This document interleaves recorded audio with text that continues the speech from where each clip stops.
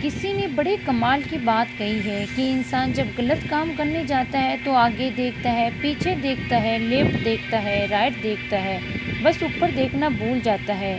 दोस्तों, मैं आपके लिए एक छोटी सी कहानी लेके आई हूँ। महात्मा जी जो अपने शिष्य के साथ भ्रमण पर निकले हुए थे। वह एक गांव से दूसरे गांव जाते, एक शहर से दूसरे शहर जाते। उन्हीं का रूटीन था। भ्रमण पर निकले हुए थे, जहाँ रुक जाते शाम वहाँ प्रवचन करते थे। महात्मा जी ज़्यादा बात नहीं करते थे, उन्हें शांत रहना पसंद था।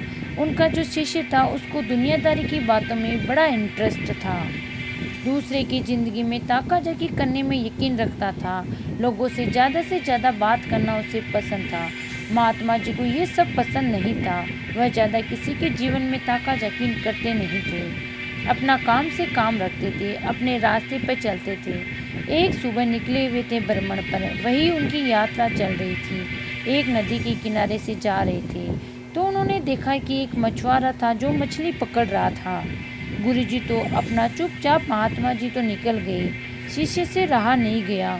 वो दौड़कर मछुआरे के पास पहुंचा और जाकर अहिंसा का उपदेश देना शुरू कर दिया कि तुम्हें हिंसा नहीं करनी चाहिए, काम करो, ये है वो बहुत है, बहुत से समझाया। मछुआरों ने शुरू में रिएक्ट नहीं किया, शुरू में ज़्यादा बोलना नहीं, लेकिन जब शिष्य बोला ही जा रहा था, ज्ञान पे ज्ञान दिए ही जा रहा था, मछुआरा जो था वह गुस्सा हो गया। दोनों के बीच में बहस होना शुरू हो गई। मछुआरा ने कहा, मेरा काम है, मुझे अपना काम करने दो, तुम कौन होते हो बीच में बोलने वाले। धीरे धीरे बहस बढ़ती गई और झगड़ा शुरू हो गया। महात्मा जी ने पीछे पलटकर देखा। उन्हें उन्हीं आदत मालूम थी। थोड़ा करके आए, शिष्य का हाथ पकड़ा, उसे खींचकर वहाँ से ले गए। उसको समझाया लगा कि तुम क्यों उलझते हो लोगों से।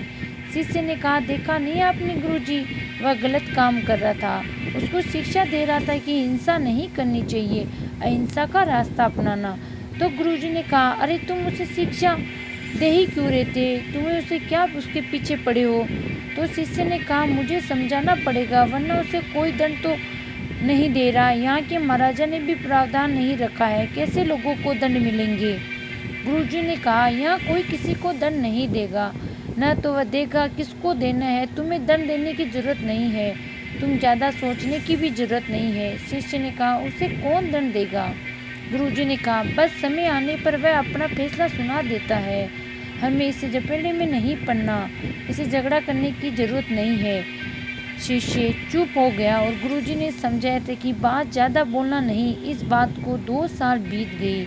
कमाल हुआ कि उसी रास्ते से वापस जा रहे थे। वही सुबह का समय था। नदी के किनारे दृश्य बदला हुआ था। अब वो शिष्य देखता है कि वहाँ एक सांप है जो अपनी जान बचाने के लिए तड़प रहा है और चींटियां उसे नोच कर खा रही है। शिष्य से ये भी देख कर रहा नहीं गया। वह दौड़ के गया सांप को बचाने के लिए। गुरुजी ने फिर से हाथ पकड़ लिया, बोले, नहीं, जो हो रहा है होने दो।